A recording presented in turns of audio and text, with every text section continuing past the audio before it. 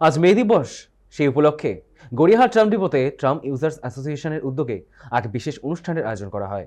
ওই অনুষ্ঠানে উপস্থিত ছিলেন বিজেপি নেতা স্বপন দাশগুপ্ত, কংগ্রেস নেতা আশুতোষ চট্টোপাধ্যায় এবং প্রযোজক অশোক বিশ্বনাথন। অনুষ্ঠানে শহর থেকে ক্রমশ ট্রাম পরিষেবা বিলুপ্ত হওয়া নিয়ে উদ্বেগ প্রকাশ করেন বক্তারা।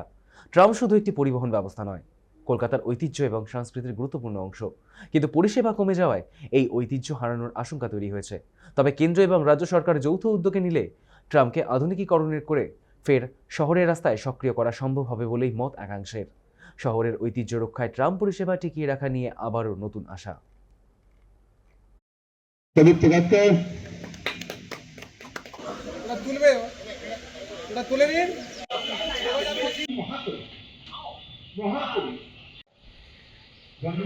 ট্রাম সরে যাচ্ছে সারা শহর থেকে, সেটা একটা খুব দুঃখের বিষয়। এটা আমি বলতে পারি কলকাতার একটা কলকাতা বলতে আমরা যা বুঝাই, Howrah bridge, Victoria Memorial, tram হচ্ছে একটা, সেটাকে সরিয়ে দেওয়াটা একটা অবান্তর ব্যাপার হচ্ছে। কলকাতাটাকেই একদম রিডিফাইন করে দেওয়া হচ্ছে। তাই আমি মনে করি এখন অনেক জায়গায় কলকাতার ট্রাম উঠিয়ে দেওয়া হয়েছে। যে জায়গায় ট্রামগুলোকে একদম খুব খারাপ অবস্থায় রেখে দেওয়া হয়েছে, সেগুলোকে এক ধরনের মডার্নাইজেশন, আপগ্রেডেশন, একটা লিঙ্ক হিসেবে যে মেট্রোর সঙ্গে ওটার কানেক্টিভিটিটা কত ভালো হতে পারে, লাস্ট মাইল কানেকশন, সেইগুলোকে চিন্তা করে সামনের দিনে আমাদের এগোতে হবে। হেরিটেজটা তো নিশ্চয়ই একটা বড়। নরেন্দ্র মোদী বলেছেন তো সেটাই তো আমি বলছিলাম যে প্রধানমন্ত্রী যখন বলেন সেটার একটা আলাদা গুরুত্ব থাকে। সেই গুরুত্বটা যে কেউ সরকার আসবে সে অগ্রাহ্য করতে পারে না। দলমত নির্বিশেষে যারা যারা ট্রামকে বাঁচাতে চায় তারা আসুক। প্রধানমন্ত্রীর বাণী শুনিয়ে নয়, নিজেকে সামনে রেখে ঝান্ডা ছেড়ে সব জায়গা থেকে মানুষ আসুক। কেন আমার থেকে আমার মা বাবাকে যেরকম কেউ কেড়ে নিতে পারবে না ঈশ্বর ছাড়া, ঠিক কলকাতার ট্রামকে কেউ কেড়ে নিতে পারবে না।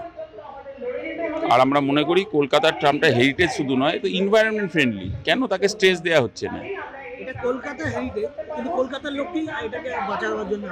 কলকাতার লোককেই বাঁচানোর জন্য আসতে হবে। ওই দিল্লি থেকে চলে আসলে হবে না, গায়ে জামা কাপড় সুন্দর লাগিয়ে দামি দামি। কলকাতার ট্রাম বাঁচাতে গেলে রাস্তায় আন্দোলন করতে হবে, রবীন্দ্র সরোবর বাঁচাতে গেলে রাস্তায় আন্দোলন করতে হবে। এদেরকে দেখা যায় না রাস্তায়। সমস্যাটা এখানে। অদৃশ্য শক্তি হয়ে বাণী শোনালে হবে না, রাস্তায় থেকে মানুষের সঙ্গে থাকতে হবে। আমি মনে করি ক্যালকাটা ট্রাম ইউজার্সের যারা সৈনিকরা রয়েছে তারা আসল যোদ্ধা। ট্রাম দূষণ মুক্ত, ট্রাম অর্থনৈতিক দিক থেকে অনেক বেশি উপযোগী। ট্রামের সঙ্গে আমাদের সংস্কৃতি, আমাদের চলচ্চিত্র, আমাদের সাহিত্য ভীষণভাবে যুক্ত।